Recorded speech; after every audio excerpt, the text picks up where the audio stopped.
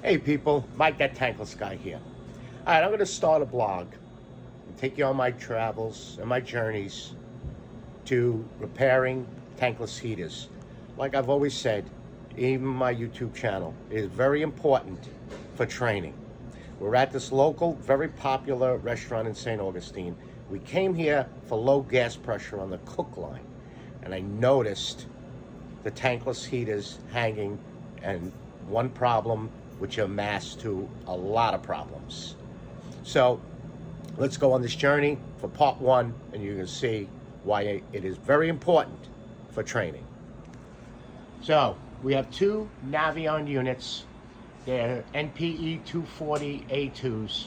And the first thing I noticed is the two fresh air inlets that are just being, the air in the kitchen is being used, which is very, very bad. The units are actually sucking in the grease. But I'm also going up into the ceiling, and let's get up here on the ladder. I noticed, opening up the ceiling, that they common vented the two lines. They did not use common vent collars that have the damper in it, but they brought up 2-inch, jumped up, and then went out the building. And look at the grease that are in and in the fan back there. Look at all that grease in the fan. Now, unfortunately, I don't think this unit could be saved because that's the heat exchanger. These units are about 1.5 years old. But this unit is in good shape and I can save it.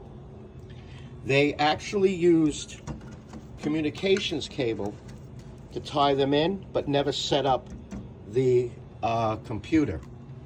So we're going to do some tests here today to determine how bad of a shape. Almost fell there. These are in.